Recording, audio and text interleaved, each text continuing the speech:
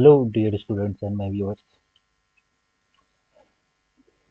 You are watching Prelims Revision Series और आप अभी देख रहे हैं ब्राह्मणिक लिटरेचर में ब्राह्मणिक लिटरेचर की एक सीरीज जिसमें हमने वैदिक लिटरेचर को डिस्कस किया था। उसके बाद हमने हमारे एपिक्स को डिस्कस किया, फिर हमने पुराण को डिस्कस किया और आज जो हम डिस्कस करने वाले हैं वो है धर्मशास्त्र। धर्मशास्त्र क्या है? धर्मशास्त्र काफ़ी कंफ्यूजन बनी रहती है इस ग्रंथ को लेकर के कि क्या ये कोई धार्मिक ग्रंथ है। जैसा कि नाम सजेस्ट करती है कि धर्म है मतलब धार्मिक, पर धर्म का मतलब क्या है? क्या धर्म का वो मतलब है जो हम आज समझते हैं या कोई और मतलब है? क्या है अशोक की धर्म? और जो पुराने हमारे एंशेंट टाइम्स में धर्म की जो कॉन्सेप्ट थी, क्या थी वो कॉन्सेप्ट? धर्मशास्त्र क्या कानून की किताब है? क्या इसमें कानून के कुछ आर्टिकल्स हैं या ये संविधान है? कई सारी कन्फ्यूजन है धर्मशास्त्र को लेकर के। आज के इस वीडियो में हम इन सारी कन्फ्यूजन को दूर करने वाले हैं और धर्मशास्त्र को बारीकी से समझने वाले हैं। दोस्तों, वीडियो थोड़ी लंबी हो सकती है लेकिन बहुत ही ज़्यादा उपयोगी भी होगी। तो चलिए शुरू करते हैं हम अपनी ये डिस्कशन। धर्मशास्त्र धर्मशास्त्र जैसा कि नाम सजेस्ट करती है कि इट इज अ टेक्स्ट, एक ग्रंथ है, धर्म की ग्रंथ। इसमें धर्म की बातें हैं, धर्म के उपदेश हैं, धर्म के रेगुलेशंस हैं, होने चाहिए कम से कम। पर धर्म है क्या आखिर? धर्म से हमारा क्या तात्पर्य है? What do you mean by धर्म? इज धर्म a religion? Now question is धर्म अ रिलीजन? नो, धर्म is not religion. Religion is an exogamous group, an exclusive group, where the adherents follow certain principles. They have a leader, they have a text, a sacred text. Dharma, our ancient concept, dharma, is nothing like that. Then it must be a law. No, it's not a law. हाँ, ये धर्म जो है हमारे कानून के आधार हैं। कानून जो हम देखते हैं हम अपने बाद के समय में, कानून, तो कानून की आधार जरूर है। जब राजतंत्र की स्थापना हुई तो कानून की भी जरूरत पड़ी। तो कानून की आधार धर्म बनाई गई, पर धर्म अपने आप में कानून भी नहीं। फिर क्या है धर्म? तो क्या धर्म एक हमारा व्यवहार है, हमारा आचरण है? पर कानून भी तो हमारा आचरण है। हमें कोई भी गलत काम नहीं करनी है कानूनी तौर पे, तो वो भी तो हमारे आचरण को बताती है। हमें चोरी नहीं करनी चाहिए, हमें किसी तरह की कानून को उनका उल्लंघन नहीं करनी चाहिए, ये तो हमारे आचरण है।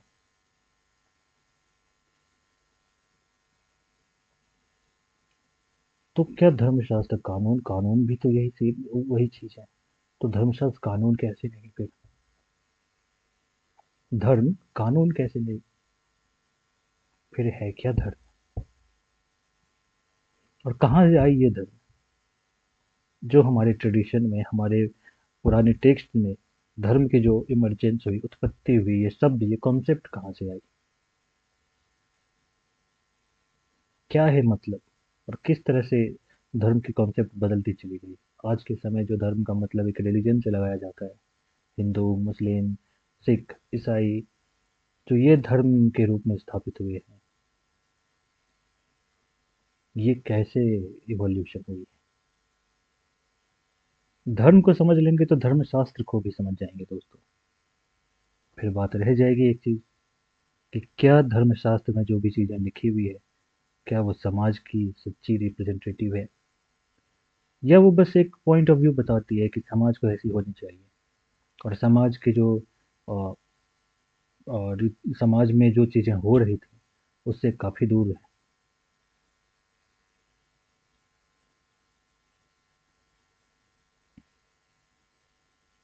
और फाइनली हम देखेंगे कि धर्म कानून का आधार है, और कानून के और भी आधार है। तो दोस्तों, आज की वीडियो में जो हम डिस्कस करेंगे यही चार चीज़ों को डिस्कस करेंगे: धर्म, इसकी मीनिंग और इसकी स्कोप। फिर हम देखेंगे, फिर हम लोग जानेंगे कि क्या है धर्मशास्त्र, और धर्मशास्त्र की किस तरह से इवोल्यूशन हुई है, और क्या है हमारे कानून के जो आधार हैं, बेसिस ऑफ लॉ, वो क्या क्या आधार हैं। तो चलिए आज की हम डिस्कशन शुरू करते हैं। धर्मशास्त्र। दोस्तों, धर्मशास्त्र को समझना कोई बड़ी बात नहीं है, बट जरूरी ये है कि हम धर्म को समझें। धर्म धर्म की जो धर्म को जब इटिमोलॉजिकली समझते हैं, तो धर्म एक बनी है, धर्म की ओरिजिन होती है कि ध्री धातु से। ध्री, जिसका मतलब है कि किसी चीज को बनाए रखना, बरकरार रखना। किस चीज को बरकरार रखना, किस चीज को बनाए रखना, किस चीज को बरकरार रखना, वो हम आगे समझेंगे। पर यहाँ हम पहले एक चीज समझ लेते हैं कि ये जो आइडिया है धर्म की, वो आइडिया ही कहाँ से आई है। मैं आपको बता दूं पहले कि धर्म की जो मतलब है वो एक जैसी नहीं रही है। समय के साथ साथ उसमें भी बदलाव आते गए हैं। पर धर्म आई कहाँ से ये आइडिया आई, क्या थी आइडिया धर्म के पीछे। तो दोस्तों, धर्म जो है, सबसे पहले आपको पता होनी चाहिए कि धर्म एक मूलभूत सी चीज है, जो कि पूरी हमारी इंडियन फिलॉसफी, भारतीय फिलॉसफी की ही एक एक बीज है, एक एक कोर कॉन्सेप्ट है। भारतीय फिलॉसफी, मैं किसी संप्रदाय की बात नहीं कर रहा, ना मैं हिंदू फिलॉसफी की बात कर रहा, ना बुद्धिस्ट फिलॉसफी की। भारतीय फिलॉसफी की, भारतीय दर्शन की। बुद्धिस्ट दर्शन भी आते हैं इसमें, अन्य दर्शन भी आते हैं इसमें, भारतीय दर्शन। यानी कि ये जो धर्म की कॉन्सेप्ट है, ये सभी दर्शन में, चाहे वो हिंदू फिलॉसफी हो, चाहे वो बुद्धिस्ट फिलॉसफी हो, या वो फिर जैन फिलॉसफी हो, इन सभी फिलॉसफी में धर्म जो है एक विशेष स्थान रखती है। आप मौर्य पीरियड में जाएंगे तो मौर्य भी अपने धम्म की बात करते हैं। धम्म, धम्म एक पाली शब्द है, संस्कृत की, जो टूट करके बनती है पाली। धम्म, धर्म, धम्म एक ही चीज है। तो बुद्धिज्म भी किसी धम्म की बात करती है, किसी धर्म की ही बात करती है। ब्राह्मणिक टेक्स्ट भी किसी धर्म की बात करती है। सभी किसी न किसी धर्म की बात करती है। तो ये एक भारतीय ट्रेडिशन की, भारतीय दर्शन की ही एक कोर है, कोर, जो हमारे नैतिक, सामाजिक और कॉस्मिक ऑर्डर को शेप करती है, गाइड करती है। पर ये आई कहाँ से, ये शब्द, ये कॉन्सेप्ट, ये आइडिया। तो दोस्तों, ये आप उस चीज को देखना, बैकग्राउंड का, फिर किसी चीज के इमरजेंस को जानना है तो उसके पीछे उसकी हिस्टोरिसिटी को देखो। उसकी इमरजेंस के टाइम में क्या सिचुएशन थी, किस इन्वायरमेंट में उस चीज की इमरजेंसी हुई। तो ऐसे टाइम में जब सोसाइटी बन ही रही थी, तो लोग जो इमेजिन कर, जो लोग ऑब्जर्व कर रहे थे अपने आसपास, अपने प्रकृति से इंटरेक्ट कर रहे थे, तो उनको कुछ चीजों में पैटर्न दिखा। जैसे दिन, रात, वापस से दिन, वापस से रात, फिर दिन, फिर रात। एक ऑर्डर में ये चल रही है दिन और रात। या फिर दिन, दोपहर, शाम, रात, फिर से दिन, दोपहर, शाम, रात। तो ये एक ऑर्डर में हो रही है चीजें। पृथ्वी घूम रही है अपने ऑर्डर में। हालांकि ये बातें उनको पता थी कि नहीं, ऑब्जर्व किया की थी कि नहीं, पर ये नहीं पता। बट जो कहने का मतलब है कि जो भी नेचुरल सी चीजें हो रही है वो अपने ऑर्डर में हो रही है। प्रकृति, जैसे क्लाइमेट, मौसम, सीजन सीजन चेंज हो रही है, एक साइक्लिक पैटर्न में सीजन चेंज हो रही है। सीजन भी एक साइक्लिक पैटर्न में चेंज हो रही है। बारिश हो रही है तो एक खास सीजन में बारिश हो रही है।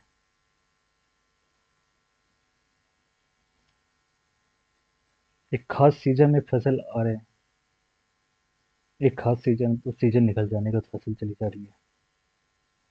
तो चीजों में एक पैटर्न है, और ये पैटर्न किसी न किसी, ऐसा माना गया कि कोई ना कोई तो ऐसी फोर्स है जो इसके पीछे काम कर रही है, इस पैटर्न को चला रही है, एक ऑर्डर चला रही है। एक एक प्राकृतिक ऑर्डर है, नेचुरल ऑर्डर है, जो इन चीजों को करवा रही है एक फिक्स्ड पैटर्न में।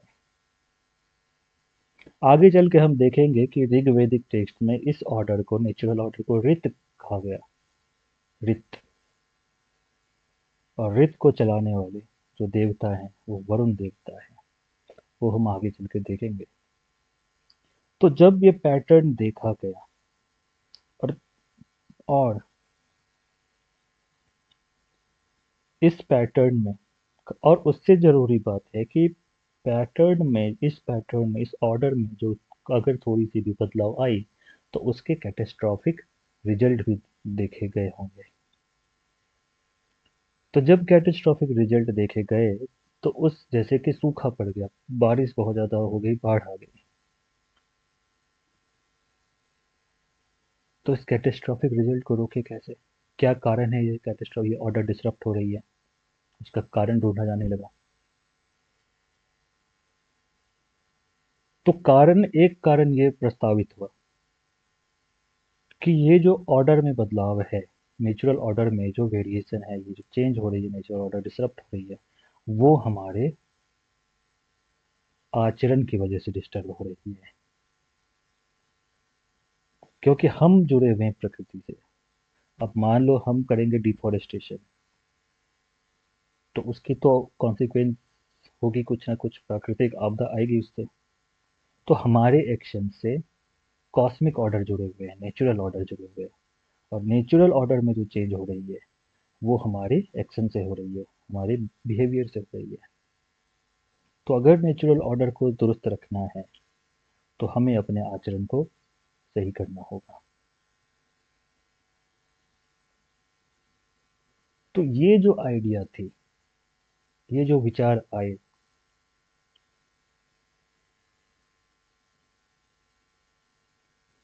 हमारे आचरण को सही रखने की, ताकि नेचुरल ऑर्डर सही हो, यही आगे चल करके धर्म बनी। जो इस फेज में थी वो कॉन्सेप्ट थी रित की। तो धर्म की जो कॉन्सेप्ट है, वो कॉन्सेप्ट ये है कि आइडिया ये है कि नेचुरल ऑर्डर, जो भी कोई नेचुरल फेनोमेना हो रही है, उसके पीछे एक नेचुरल ऑर्डर है। और ये नेचुरल ऑर्डर बनी रहे, तो इसके लिए हमारे जो लॉज हैं, हमारी जो मोरल लॉज है, नैतिक कानून है, जो हमारी लाइफ को गाइड करती है, वो इन नेचुरल लॉ के अनुकूल हों।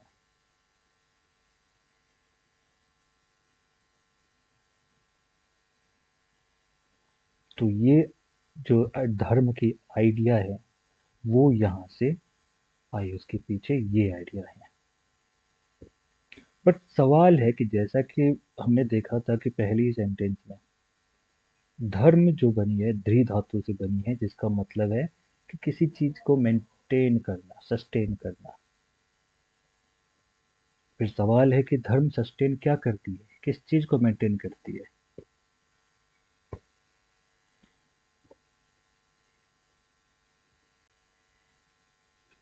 तो धर्म एक ऑर्डर को मेंटेन करती है, एक पैटर्न, एक ऑर्डर को मेंटेन करती है। बट ये ऑर्डर कोई एक ऑर्डर नहीं है, इसमें भी चेंजेस आते रहते हैं। इनिशियल फेज में, अर्ली फेज में ऐसा माना गया कि धर्म कॉस्मिक ऑर्डर को मेंटेन करती है। कैसे मेंटेन करती है, आइए देखते हैं। ऋग्वेदिक पीरियड में एक कॉन्सेप्ट थे रित के। जैसा कि मैंने आपको थोड़ी देर पहले भी बताया था कि रित एक नेचुरल ऑर्डर है। रिद एक नेचुरल ऑर्डर है जो यूनिवर्स को गाइड करती है, गवर्न करती है।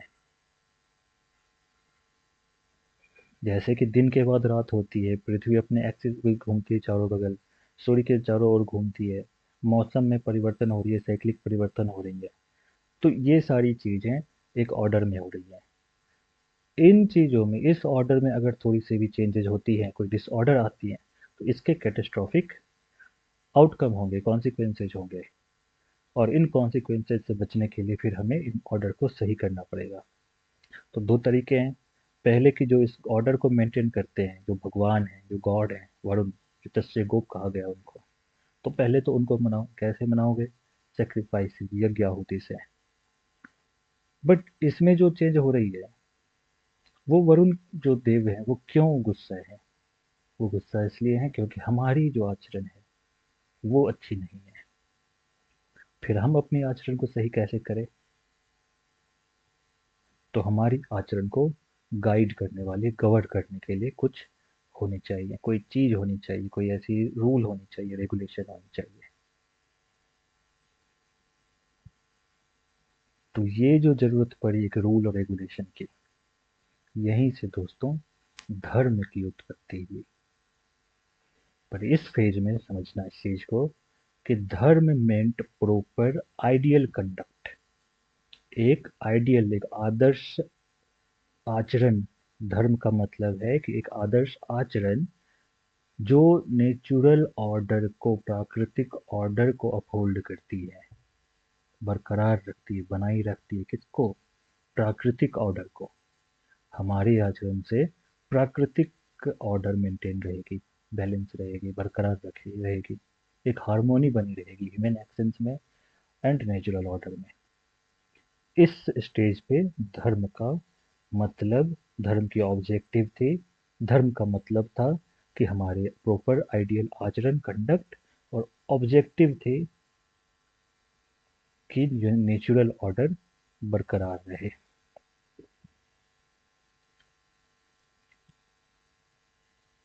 बट जैसे जैसे समय बीतता गया,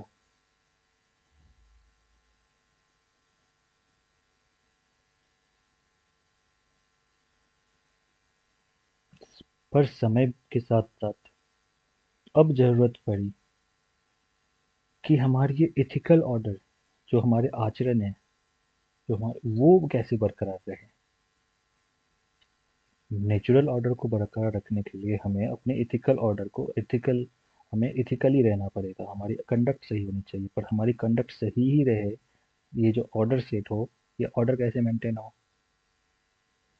तो धर्म का मतलब, अब तो धर्म की जो स्कोप है, वो ऑब्जेक्टिव है कि हमारे एथिकल और मोरल ऑर्डर को मेंटेन रखे।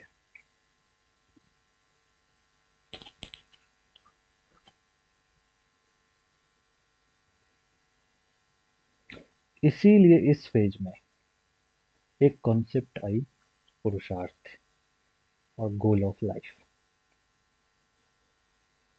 और इस पुरुषार्थ, जो हमारे धर्म, अर्थ, काम, मोक्ष, ये चार पुरुषार्थ बताई गई कि इंसान के जीवन, जो इंसान इस धरती पे आए हैं, तो उसके चार ही पर्पस हैं, जो फोर इन लाइफ है, कि वो है कि ये चार पुरुषार्थ हासिल करना: धर्म, अर्थ, काम और मोक्ष। धर्म का मतलब दोस्तों यहाँ भी राइट कंडक्ट, प्रॉपर कंडक्ट ही है। बट ऑब्जेक्टिव क्या है? नेचुरल ऑर्डर को मेंटेन रखने के साथ साथ हमारे इथिकल एंड मोरल ऑर्डर को भी मेंटेन रखना है। और गोल जो है धर्म की, वो है कि पुण्य कमाना। क्यों पुण्य कमाना? क्योंकि पुण्य कमाने से पुण्य जो मिलेगी हमें, उसका रिजल्ट, उसकी इफेक्ट हमें ना सिर्फ इसी जन्म में ही नहीं बल्कि आने वाले जन्मों में भी उसकी, उसका फल, पुण्य का फल हमें मिलता रहे। तो अगर धर्म से चलेंगे पर धर्म से चलेंगे, धर्म का मतलब यहाँ अभी भी हमारे कंडक्ट से ही है, आइडियल कंडक्ट, मॉरल कंडक्ट से है, आदर्श नैतिक आचरण से ही है। तो अगर हम आदर्श नैतिक आचरण से रहेंगे तो हमें पुण्य मिलेगा, और पुण्य का जो फल है वो इस जन्म में ही नहीं बल्कि आने वाले जन्मों में भी हमें उसका फल मिलता रहेगा। दोस्तों यहाँ पे एक चीज मैं क्लियर करूँ, ये जो चार पुरुषार्थ है, क्योंकि इसके पीछे भी कुछ है ना, एक लिमिटेड ही सोच है। जैसे अर्थ, खास करके अर्थ और काम को लेकर के, अर्थ का मतलब सिर्फ पैसा कमाने से लगाया गया, और काम का मतलब सिर्फ सेंसुअरी प्लेजर से लगाया गया। लेकिन ये जो चार पुरुषार्थ हैं, अर्थ, धर्म, अर्थ, काम, मोक्ष, धर्म का मतलब वही राइटियस कंडक्ट है, पर अर्थ का मतलब सिर्फ पैसा कमाना नहीं है। अर्थ का मतलब है कि हमें जीवन की अर्थ को ढूंढना, ताकि हम हमारे जीवन में एक स्टेबिलिटी आए। हाँ, इसमें पैसा कमाना एक एस्पेक्ट जरूर है, पर इसमें हमें रुतबा भी अगर कमाना हो वो भी अर्थ है। हमें अपनी एक स्टेटस समाज में, एक पॉलिटिकली हमें अपनी स्टेटस बनानी हो, वो भी एक अर्थ है। हमारी पर्सनल अचीवमेंट, इवन हमारी हेल्थ अच्छी हो, हम हेल्थ को परस्यू करें, वो भी अर्थ को ही अर्जित करना माना जाएगा। तो अर्थ का मतलब सिर्फ पैसा कमाना नहीं है, ऐसी कोई भी चीज है जो हमारे लिविंग स्टैंडर्ड को अच्छी बनाए, वो है अर्थ। तीसरी पुरुषार्थ है काम। काम का मतलब है कि खुशी और जो संतुष्टि है जीवन में, परिपूर्णता जीवन में, उसकी खोज, वो हमें प्राप्त करना। पूर्णता और खुशी, इसमें सेंसुअल और फिजिकल प्लेजर भी इंक्लूडेड हैं, पर इसके अलावा एस्थेटिक इंजॉयमेंट, सुंदरता, आर्ट एंड क्राफ्ट को देकर, आर्ट, आर्किटेक्चर, आर्ट को लेकर के हम आर्ट को देखना, आर्ट को बनाना, क्रिएटिविटी, मेरी intellectual creative expression, emotional and psychological enjoyment, जैसे किसी क्लोज फैमिली से हमारी कनेक्टेडनेस, तो ये सारी चीज़ें भी काम में ही आती हैं। एंड फाइनली मोक्ष, लिबरेशन। मोक्ष का मतलब मृत्यु से नहीं है, मोक्ष का मतलब है कि जन्म मरण और पुनर्जन्म की जो ये चक्र है, उससे हमारी मुक्ति हो जाए। देखो कॉन्सेप्ट क्या है कि ये हमारे एंशियंट फिलॉसफी में, कि जो एक मृत्यु के बाद जो हमारी आत्मा होती है वो चली जाती पितृलोक में, और पितृलोक में हमारे कर्म के अनुसार ही वो पितृलोक से वापस से पुनर्जन्म लेती है। 84 लाख योनियों में फिर वो पुनर्जन्म लेती रहती है। तो ये एक जन्म, मृत्यु, फिर पुनर्जन्म का एक चक्र बना रहता है। क्योंकि अगर हम कर्म करेंगे तो हमें उसका फल मिलेगा, अच्छे कर्म करेंगे तो अच्छे फल मिलेंगे, बुरे कर्म करेंगे तो बुरे कर्म मिलेंगे, बुरे फल मिलेंगे, पर फल तो मिलता रहेगा, चाहे अच्छे करे कि बुरे करे।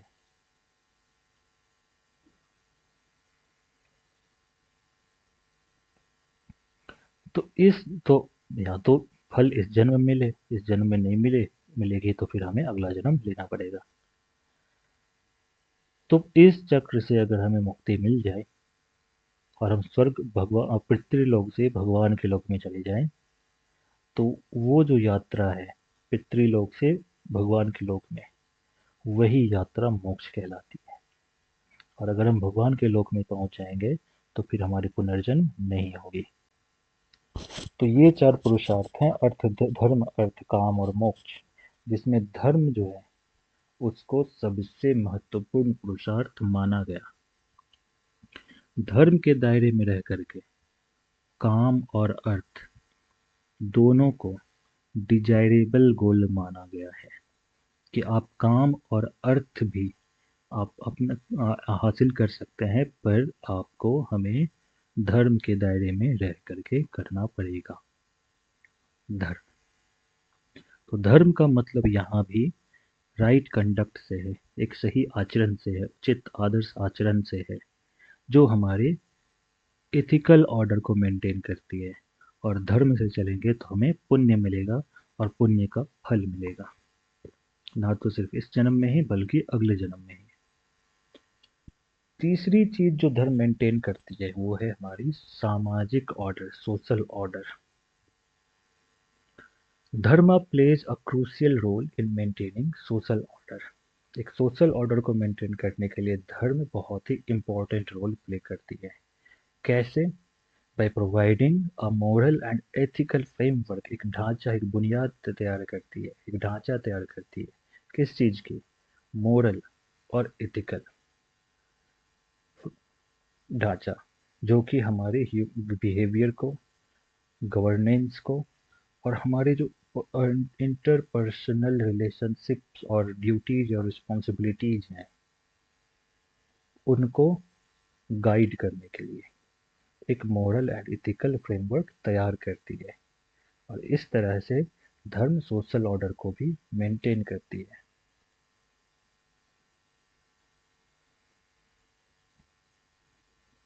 It ensures that people fulfil their duties. या इंश्योर करती है कि लोग अपनी ड्यूटीज को फुलफिल करें, अपने एथिकल नॉर्म्स में बंधे रहें और सोसाइटी के वेलबींग के लिए कंट्रीब्यूट करते रहे। इस स्टेज पे धर्म का मतलब हो गया ड्यूटी। जो कहे कि धर्म में एक और कौन सी चीज जुड़ गई, इसका जो है ड्यूटी या फिर रिस्पॉन्सिबिलिटी। और ड्यूटी जो है हमें अपने एथिकल और मोरल फ्रेमवर्क के एम्बिट में बंद करके ही करनी चाहिए, पड़ेगी, ड्यूटी करनी ही चाहिए। और जो ड्यूटी की, रिस्पॉन्सिबिलिटी की ऑब्लिगेशन है उसे भी बाध्य माना गया, बाइंडिंग माना गया। और जो इस समय इस फेज में आकर के रूलर जो है, हमारे रूलर गवर्नमेंट है, रूलर है, he was increasingly identified as protector of the dharma. धर्म को बचाने की, प्रोटेक्ट करने वाला ही आइडियल राजा माना गया। ऐसी कॉन्सेप्ट धीरे धीरे सोसाइटी में इवॉल्व होने लगी। सोशल ऑर्डर, धर्म एज ड्यूटी। तो धर्म जो एक ड्यूटी है, तो इसके भी कई एस्पेक्ट हैं। जैसे कि पर्सनल धर्म, जो उसको कहते हैं स्वधर्म, वर्ण धर्म। और ये जो ड्यूटी है, this duty, this dharma depends on our age, our position in society, our position in the family, our gender and the stage of life that is ashram. तो कई चीज़ों पे धर्म डिपेंड करती है। और कई चीज़ों पे धर्म डिपेंड करती है, तो धर्म एक कॉम्प्लेक्स चीज होने लग गई अब। क्योंकि एक पर्सन घर में जब वो हस्बैंड है तो उसकी एक पति की धर्म है। फिर जब वो पिता है तो उसके पिता की धर्म है। फिर वो जब समाज में एक पोजीशन में रहता है तो उस पोजीशन में आकर के उसकी धर्म है। और जब वो गृहस्थ में होता है तो एज ए गृहस्थ भी उसकी एक धर्म है। उसी तरह एक औरत की, एक महिला की धर्म है। पति के प्रति धर्म, बच्चों के प्रति धर्म, सास ससुर के प्रति धर्म, अपने माँ बाप के प्रति धर्म, समाज के प्रति धर्म। फिर एज ए चाइल्ड भी किसी बच्चे की भी धर्म है।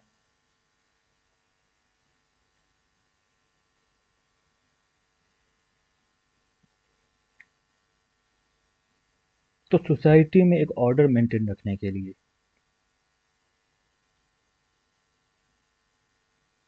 धर्म को धीरे धीरे बाइंडिंग बनाया जाने लगा। और इसके लिए कुछ जो सामाजिक नियम है, कुछ जो नैतिक नियम है, उनको थोड़ी बहुत धीरे धीरे अब देखेंगे इस पेज से आकर के उनको अथॉरिटेटिव बनाई जाने लगी। जो धर्म का मतलब मोरल और आइडियल कंडक्ट से था, वो अब धीरे धीरे एक कानून की तरफ बढ़ने लग गई।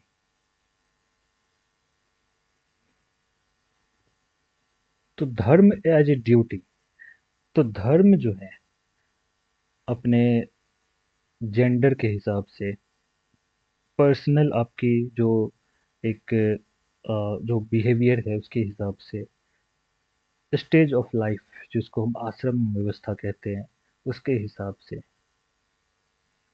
इन सब के हिसाब से, आपके वर्ण के हिसाब से आप क्षत्रिय हैं तो आपकी क्षत्रिय धर्म कुछ होगी, आप ब्राह्मण हैं तो आपकी ब्राह्मण धर्म कुछ होगी, वैश्य धर्म है, शूद्र धर्म है। तो वर्ण के हिसाब से भी धर्म निर्धारित की गई,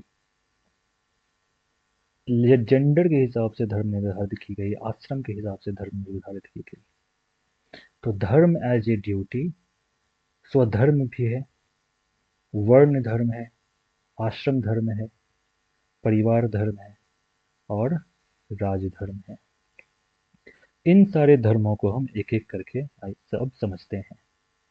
स्वधर्म, स्वधर्म का मतलब है कि वंस ऑन ड्यूटी, किसी इंडिविजुअल की ड्यूटी या रिस्पॉन्सिबिलिटी, और तो पर्सनल रिस्पॉन्सिबिलिटी है based on one's nature, role in society and stage of life.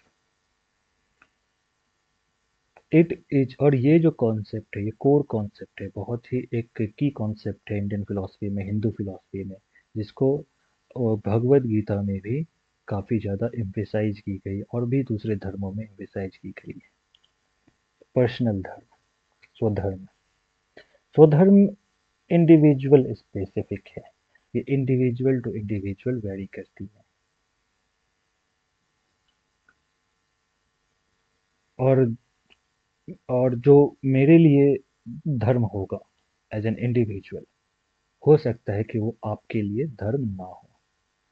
जैसे एक एक वॉरियर की धर्म युद्ध करना है, लेकिन एक संत की धर्म है शांति स्थापित करना। तो जो मेरे लिए सही है वो आपके लिए सही हो ये जरूरी नहीं है। पर इंडिविजुअल की भी एक धर्म होती है, स्वधर्म होती है। ये स्वधर्म डिसाइड कैसे होती है, क्या कारण है, क्या है फैक्टर इसको डिसाइड करने के लिए? तो सबसे पहले है आपकी स्वभाव। कैसी स्वभाव है आपकी? आप शायद आपने कहीं सुना होगा कि जो हमारी नेचर है वो तीन तत्वों के मिश्रण से बनी है, सत्व, रजस और तमस गुण। ये तीन गुण है, सत्व, रजस और तमस।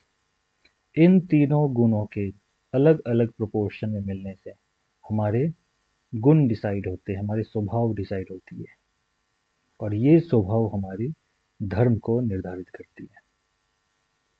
फिर हमारी सोसाइटी में क्या रोल है? हमारी वर्ण सिस्टम, हम उस वर्ण, किस वर्ण के हिस्से में आते हैं, किस वर्ण में आते हैं, तो उस वर्ण की जो ड्यूटी होगी वो होगी हमारी स्वधर्म होगी। और हम किस आश्रम में हैं, किस स्टेज ऑफ लाइफ में हैं, हम ब्रह्मचार्य हैं या गृहस्थ हैं या वनप्रस्थ हैं या संन्यास स्टेज में हैं। तो एज एन इंडिविजुअल हमारी आश्रम सिस्टम जो है, हमारी स्टेज ऑफ लाइफ, उस पे भी हमारी, उसके भी आधार पे हमारी स्वधर्म डिसाइड होगी, हमारी इंडिविजुअल धर्म डिसाइड होगी। इस स्वधर्म को इग्नोर करने की या ना पालन नहीं करने की क्या दुष्परिणाम हो सकते हैं? तो सबसे पहले तो आपको गिल्ट होगा और एक मॉरल डायलेमा, उधेड़बुन में आप फंसे रहेंगे। So that is a personal conflict and suffering. Then it will lead to social disorder also. People abandoning their duties create chaos. Society is made of elements only. Society is made of individuals only. और individual अपनी duty नहीं करेंगे, इस अपनी duty नहीं करेगी, तो society में तो उथल पुथल तो मच ही जाएगी ना। तो सोशल डिसऑर्डर भी ये क्रिएट करेगी अगर स्वधर्म में लोग अपनी स्वधर्म से मुंह मोड़ ले तो।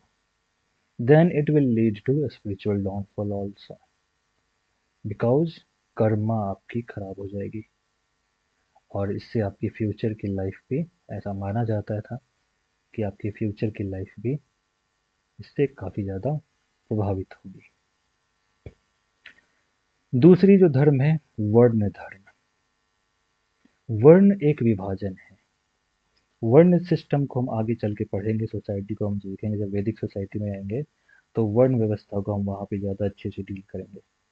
यहाँ पे आपको बस समझना है कि वर्ण एक डिवीजन है, और ये डिवीजन रिजिड नहीं है, मीन्स इसमें फ्लूइडिटी है। आगे चल करके ये रिजिड हो गई, बर्थ के बेसिस पे वर्ण सिस्टम स्टेब्लिश हो गई, लेकिन एटलीस्ट अर्ली फेज में ये एक फ्लूइड थी, ये आपके नेचर पे थी कि आप कौन सी प्रोफेशन लेंगे। तो प्रोफेशन के बेसिस पे ये आपकी और जो एक ऑर्डर थी बनी हुई, ब्राह्मण, 4 वर्ण थे हमारे शास्त्रों में वर्णित हैं, ब्राह्मण, क्षत्रिय, वैश्य और शूद्र। किसी किसी शास्त्र में इसमें कभी ब्राह्मण को ऊंची दर्जा मिली हुई है, कहीं क्षत्रिय को ऊंची दर्जा मिली हुई है, बट जनरली ये जो 4 ऑर्डर हैं, ब्राह्मण, क्षत्रिय, शूद्र और वैश्य, इनकी हायरार्की इसी ऑर्डर में है। लेकिन यहाँ पे ध्यान देने वाली बात ये है कि ये जो 4 ऑर्डर हैं, ये जो 4 वर्ण हैं, ये किस नात के कोई एक से बड़ी है ना कोई एक छोटी है। ये 4 जो वर्ण हैं, these are like 4 different parts of human being. एक सोसाइटी को एक पुरुष की तरह देखा गया, सिंबलाइज किया गया।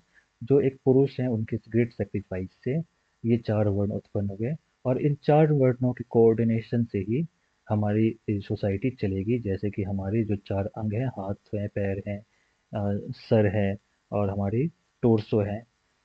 तो इन चारों अंग के कोऑर्डिनेशन से ही हमारी शरीर कहलाएगी और शरीर काम करेगी। उसी तरह से ये जो 4 वर्ण हैं, इनके कोऑपरेशन से ही सोसाइटी एक ऑर्डर में चल सकेगी। इन चारों वर्णों को वर्ण के हिसाब से एक नैतिक और सामाजिक ड्यूटी असाइन की गई, जिससे समाज में एक बैलेंस और हार्मोनी हो आ सके। तो ये जो 4 वर्ण हैं और इसके जो रिस्पेक्टिव धर्मा हैं, तो पहली वर्ण है ब्राह्मण, और इनको जो ड्यूटी मिली है वो है विजडम की। इनको पढ़ने लिखने की ड्यूटी, स्क्रिप्चर को प्रिजर्व करने की और मोरल वैल्यूज को बनाए रखने की ड्यूटी मिली है। दूसरी जो वर्ण है Kshatriya, these were the warrior class and ruling class. तो इनका जो धर्म है वो है लॉ एंड ऑर्डर को मेंटेन करना, अपनी प्रजा को प्रोटेक्शन देना। फिर वैश्य, वैश्य का धर्म है कि समाज में एक इकोनॉमिक आर्थिक स्टेबिलिटी प्रदान करना। और शूद्राज का धर्म है कि सोसाइटी को फंक्शनिंग रखने के लिए एसेंशियल सर्विसेज देना, यानी कि इन उन सारे सोसाइटी की सेवा करना एक तरह से।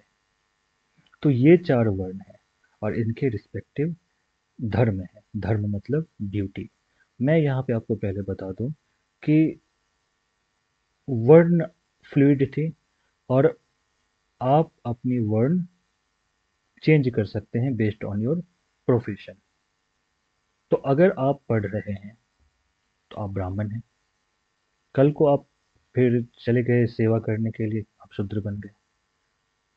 सेवा करते करते आपको लगा कि नहीं, अब आपको व्यापार करनी चाहिए, आपको लगता है कि आपकी इंटेलेक्ट ऐसी है कि अब आपको व्यवहार करनी चाहिए, व्यापार करनी चाहिए, कोई उत्पाद करनी चाहिए, प्रोडक्शन करनी चाहिए, तो आप वैसे बन गए। फिर आप चले गए और किसी को प्रोटेक्ट कर रहे हैं, देश को प्रोटेक्ट कर रहे हैं, सोसाइटी को प्रोटेक्ट कर रहे हैं, लड़ाई हो गई किसी एक ट्राइब से दूसरे ट्राइब में, आप वहाँ पे रोल अपनी निभा रहे हैं as a warrior, as a protector, तो आप फिर क्षत्रिय बन गए। तो इस तरह से एक फ्लूइडिटी थी, और कोई भी वर्ण एक ना किसी से बड़ी थी ना किसी से छोटी थी। ये 4 अलग अलग वर्ण थे जो आपस में कोऑपरेट करते हैं तो सोसाइटी चलती है। इन चीज़ों को हम आगे डिस्कस करेंगे ऋग्वेदिक पीरियड में और लेटर वैदिक पीरियड में। यहाँ पे हम अपनी डिस्कशन वर्ण धर्म को लेकर, वर्ण सिस्टम को लेकर के लिमिटेड रखते हैं। आई होप यहाँ तक आपको क्लियर है कि 4 वर्ण और उनकी अपनी धर्म। धर्म मतलब अगेन ड्यूटी। इस फेज में आकर के धर्म का मतलब ड्यूटी से भी लगाया जाने लगा। हालांकि राइट कंडक्ट अभी भी है और हमेशा रहेगी। धर्म का मतलब हमेशा से राइट कंडक्ट ही है, पर उसके साथ साथ और भी धर्म के जो अर्थ हैं, धर्म की जो मीनिंग है, वो मीनिंग एक वाइडर पर्सपेक्टिव में जाने लगी। फिर आती है हमारी आश्रम धर्म। आश्रम का मतलब होता है स्टेज ऑफ लाइफ, और शास्त्रों के अनुसार एक जो द्विज मेल है, द्विज मेल, ध्यान देना दोस्तों, द्विज मेल, द्विज मतलब है कि एक ऐसे पर्सन जो उपनयन करके वैदिक शिक्षा ग्रहण करता है। द्विज।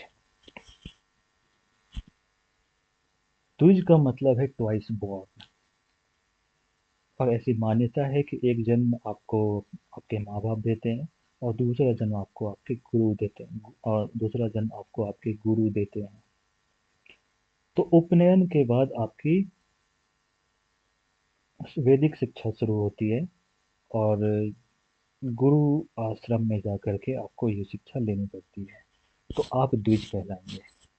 तो एक द्विज मेल, मेल, फीमेल नहीं। आश्रम सिस्टम दोस्तों ना शूद्रों के लिए थी ना ही फीमेल के लिए थी। ये तीन वर्णों के लिए थी, ब्राह्मण, क्षत्रिय और वैश्य।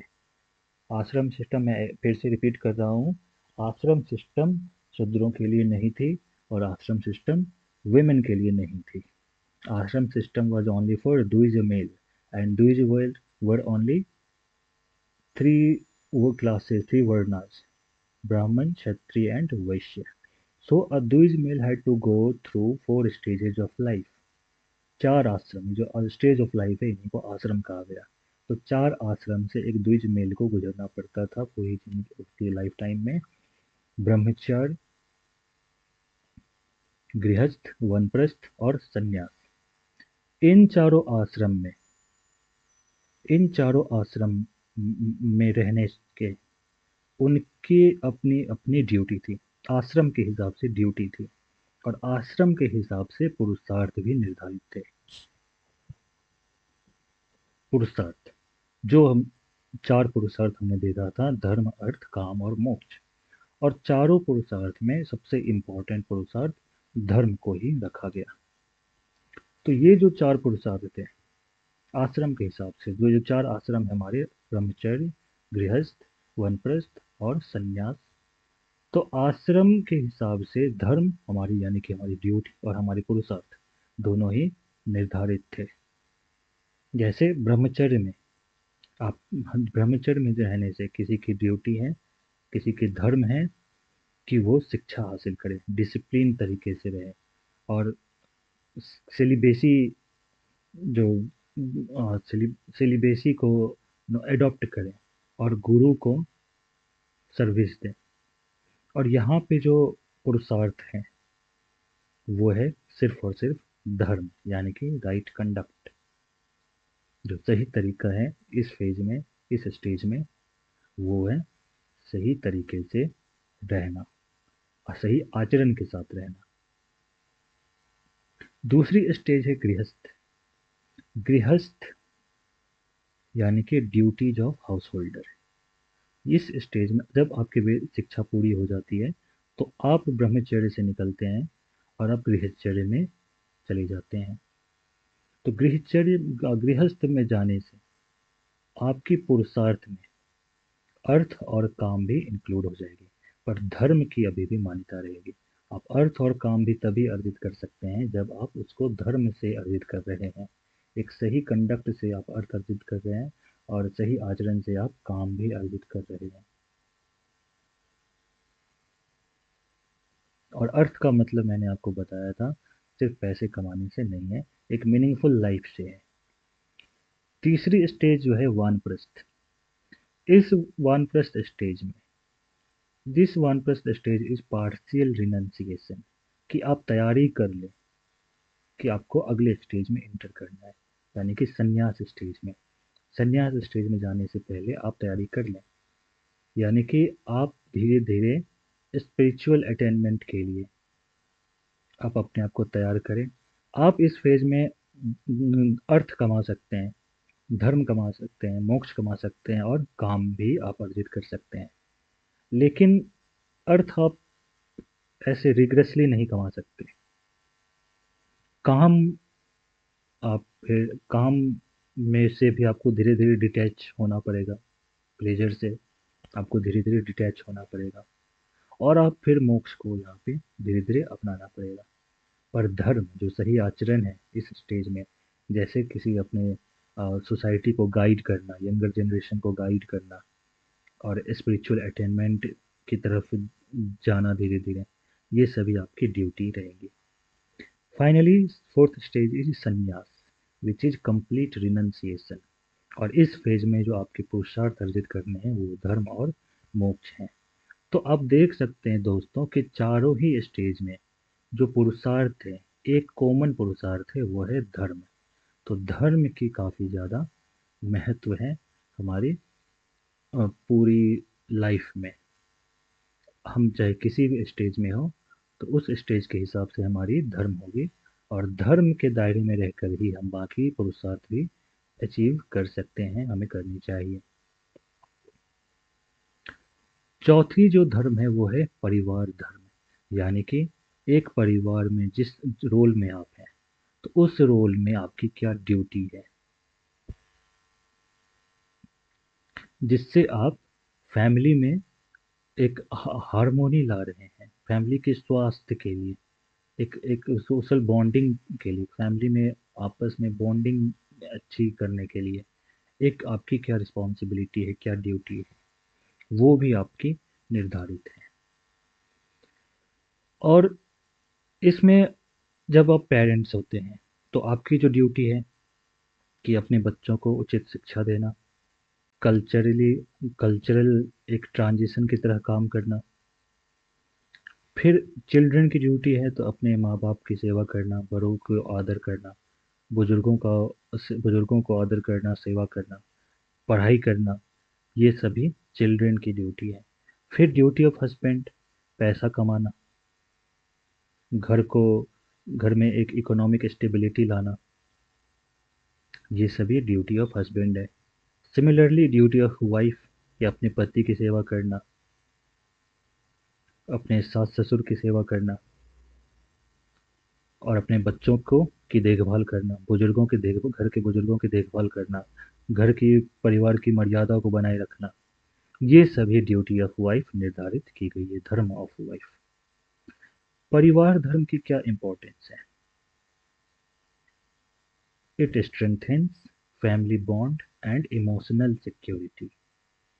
It also maintains social harmony and cultural continuity, and it ensures spiritual and ethical growth of future generations. Next dharma is Raj Dharma. Raj Dharma is for the ruling class, ruling elites, the rulers, the government. So एक ruler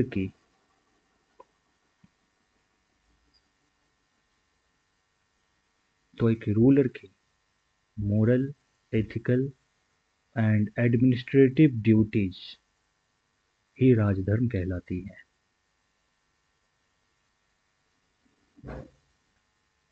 This Rajdharma ensures that the ruler governs justly, with justice, protects the people, and upholds righteousness, that is dharma, and maintains social harmony.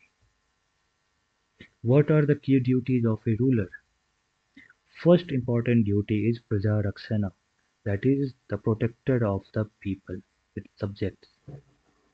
And as a Praja Rakshana, the primary duty of a ruler is to ensure safety and well-being of its subjects.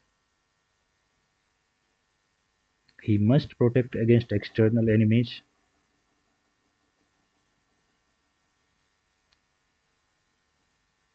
He must protect against external enemies. That is, in case of warfare, he must provide defense to his territory and his subjects. He must maintain law and order. That is, he has to prevent crime. He has to provide uh, proper administration, and he has to uphold justice. And he has to ensure public welfare also. Then a ruler must uphold justice and ensure fair governance, and he should establish a just legal system where no one is above the law. He has to protect the weak and oppressed from exploitation.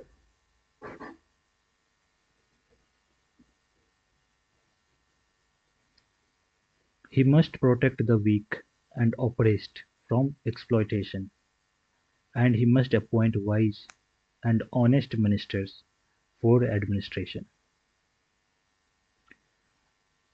And a king, most importantly, a king himself must lead by example, by following ethical path. एक नैतिक मूल्य को follow करते हुए एक नैतिक रास्ते को चुनना है एक रूलर को खुद ही, ताकि प्रजा उसकी एग्जाम्पल का अनुसरण करे। The subject will follow the ruler. तो ऐसे स्टेज में, जिस स्टेज में ये चीज़ें राजधर्म डिसाइड हो रही थी, तो ऐसे स्टेज में आप आपने मैं जब वहाँ पे हम लोग रामायण और महाभारत के टेक्स्ट को एनालाइज कर रहे थे, जहाँ पे रामायण में हमने एक कल्चरल डेवलपमेंट देखी थी, and Rama was associated with the protector of the social order. तो रामायण की स्टोरी में आप लोग शायद जानते होंगे कि राम जी ने प्रजा के लिए सीता माता का त्याग किया था, ताकि प्रजा में एक राजधर्म की भावना, एक नैतिक मूल्य प्रजा में इनकलकेट हो। तो राजा को, एक रूलर को खुद ही एक नैतिक रास्ता चुनना पड़ेगा। ये है राजधर्म। तो धर्म के ये कुछ एस्पेक्ट्स हैं, धर्म की ये कुछ मीनिंग्स हैं। और धर्म की मीनिंग धीरे धीरे धीरे आपने देखा कि धर्म की मीनिंग किस तरह से धीरे धीरे बदल रही है, किस तरह से एक नेचुरल ऑर्डर को प्रोटेक्ट करने के लिए हमारी एथिकल कंडक्ट से शुरू हुई थी, और फिर हमारी ये पुरुषार्थ को हासिल करने के लिए हो गई, और फिर हमारे सोशल ऑर्डर को मेंटेन करने के लिए धर्म का मतलब ड्यूटी हो गया।